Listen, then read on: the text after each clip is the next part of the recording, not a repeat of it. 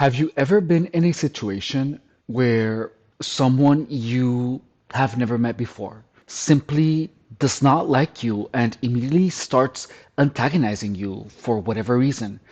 They're simply hating on you or treating you bad. For example, the waitress just for whatever reason does not like you at a restaurant, or someone simply appears to not like you even when you have never met that person. I know that that has happened to you. And you don't automatically assume, oh, that person has it against me. It's typically not the case. Sometimes you just do not click with some people. The vibes are off. I have experienced it firsthand where even the disliked person isn't me.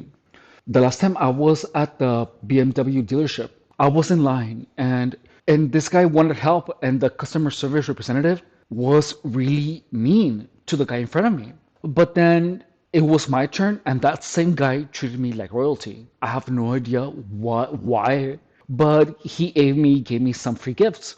But the guy before me, there was absolutely nothing wrong with him. He seemed pretty chill. However, the BMW representative treated him like if he hated him, treated the guy in front of me like if he hated him. In gang stalking, so many random people are gonna mistreat you. They're gonna annoy you to the point where you start assuming that anyone who behaves in an antagonizing manner towards you is a gang stalker. In this video, I'm gonna cover how is it that the illusion of everyone is against me feeds into normal life.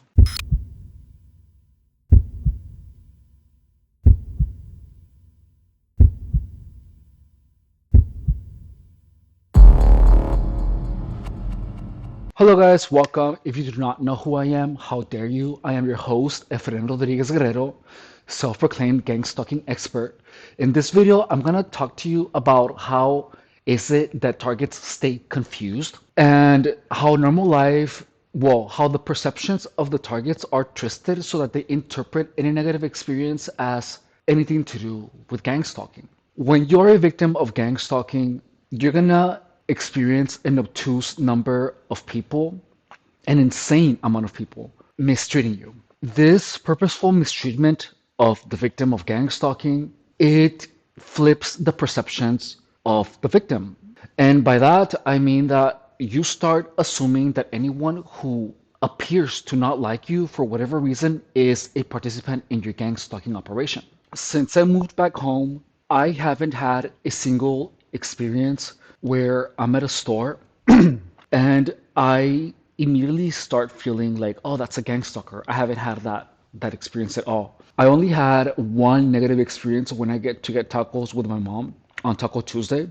The service was awful, but then I observed the behavior of the cashier and she was treating everyone the same. However, after experiencing such a bad customer service, I couldn't help it but to question whether or not the cashier was a gang stalker. When you are a victim of gang stalking, your perceptions don't allow you to think logically. If I would have been in the middle of my gang stalking, I would have so many thoughts in my head, and my mind would be such a disaster that I would have not thought of considering maybe that she was in a bad mood or that that was typically not her role, that she maybe had not taken the role of a cashier, or that perhaps she was in a bad mood. I would have automatically assumed that she was a gang stalker because, according to my previous experiences, people who have been rude to me or who have been annoying have been gang stalkers for the most part. But once you are out of the gang stalking for long enough, your mind will obtain clarity. You will be able to think more rationally. And you're going to start seeing things for what they are. This is easy to see now because the frequency through that which I get gang stalked nowadays is hardly existent.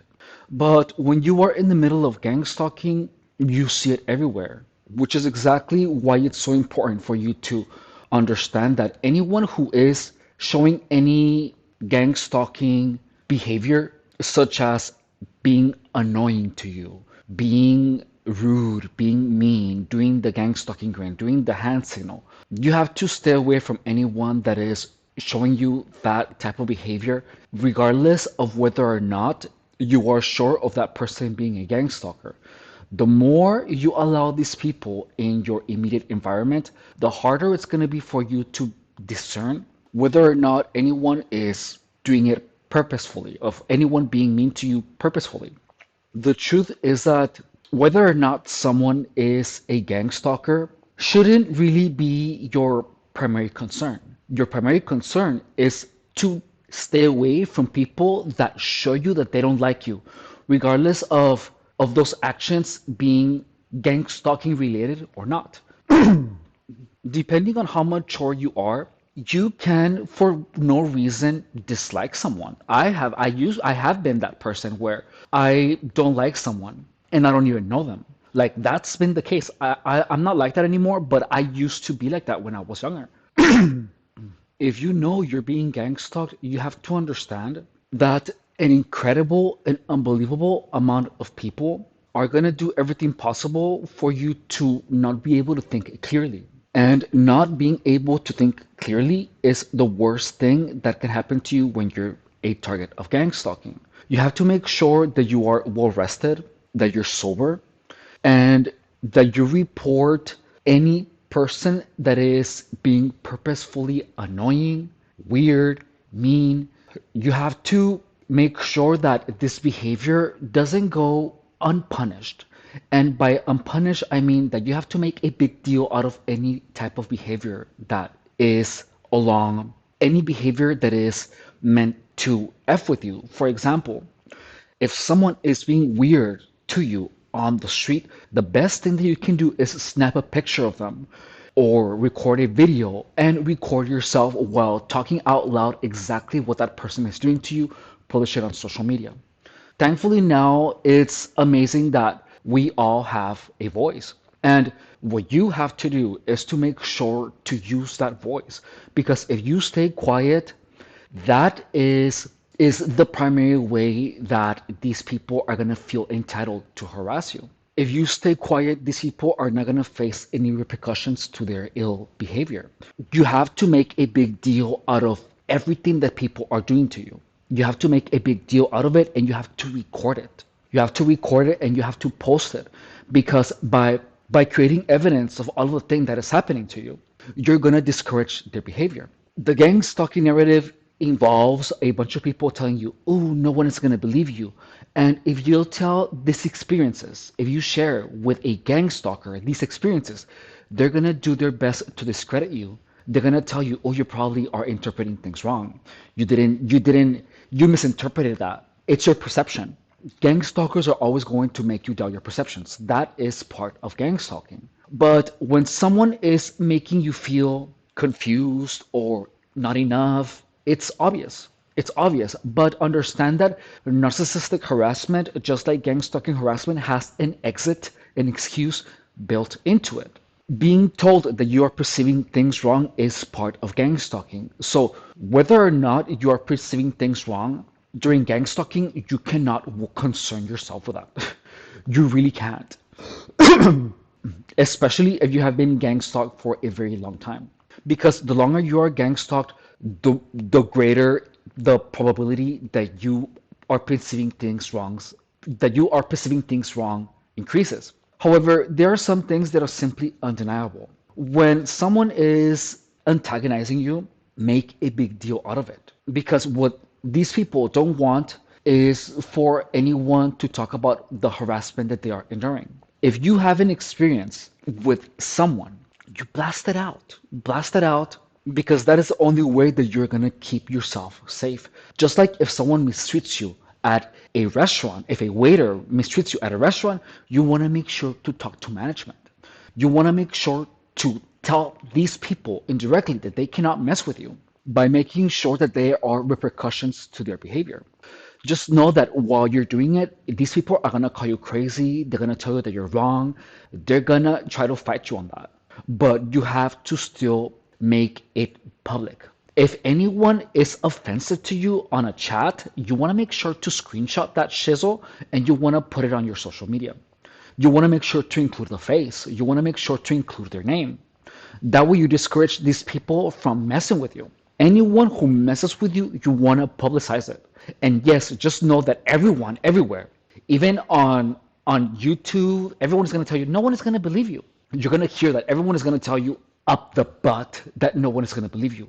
But that is not true. The only ones that are going to pretend to not believe you are gang stalkers.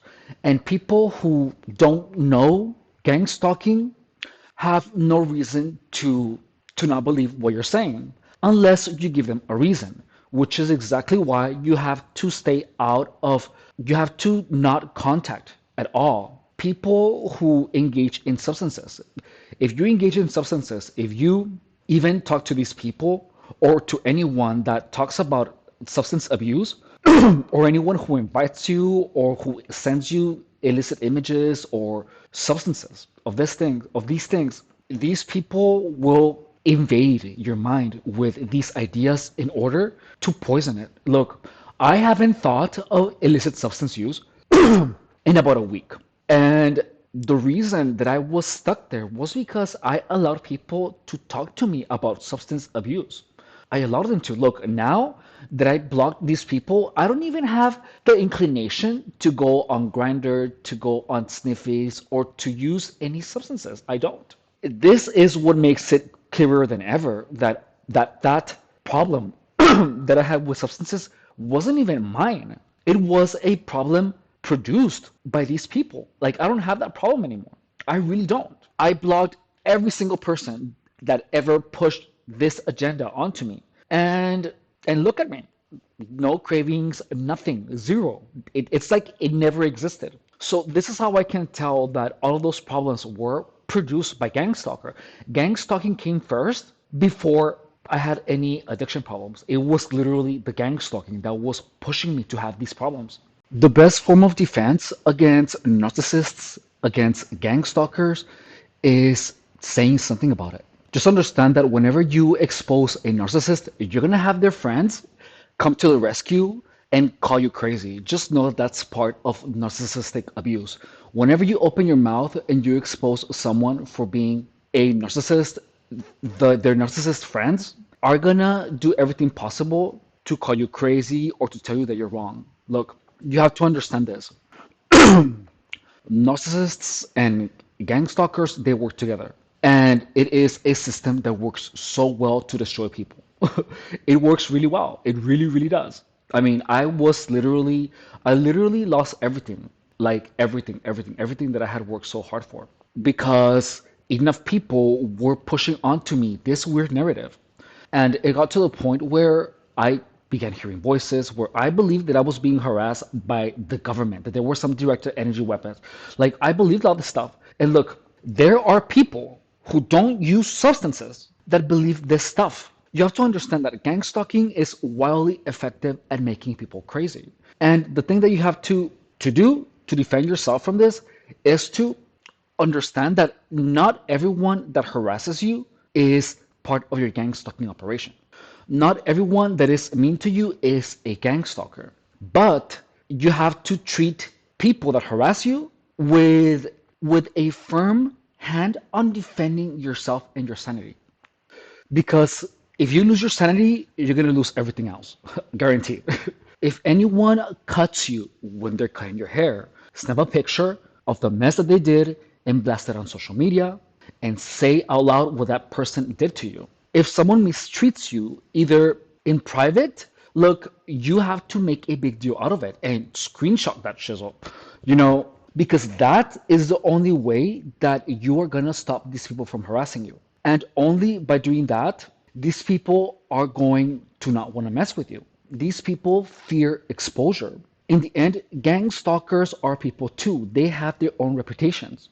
That is the one thing that they want to keep untouched. So you do your best to expose all of their behavior. And when you expose it, make sure that they do not have any more access to you. All right? Report everything. And look, you don't have to make a freaking lawsuit, to involve all gang stalkers. No, you're not gonna succeed at that unless you have a private investigator and you're all lawyered up. But you want to make sure to keep these people accountable for their actions. Make a huge deal out of it. And let me tell you, you're going to get a lot of resistance. But the moment that you don't stop that and that you keep people accountable for their actions, and by keeping them accountable, I mean to expose their behavior and to not engage with these people in any way, shape, or form, that is the way out. That's the way out. If you are being harassed at a workplace, you want to call HR. Gangstalkers are going to tell you, oh, but HR is in on it. No. Harassment is harassment regardless of how it's done, whether it's coughing next to you all the time, whether it is by giving you underhanded comments. You want to expose all of that. And you want to say it to as many people as possible because that way these people are not going to want to mess with you. Keep people accountable for their actions is the best way out, for real. Don't forget to subscribe. If this content is being helpful or if it has added any value to your life, please consider subscribing to the channel, dropping a like, dropping a comment, or sharing on your social media. If you would like to go above and beyond say, in showing your support, please consider becoming a member to the channel, less than $5 a month, or you can make a donation to my PayPal. There is a link to it in the description of the channel. Thank you so much, and I will see you on my next video. Bye.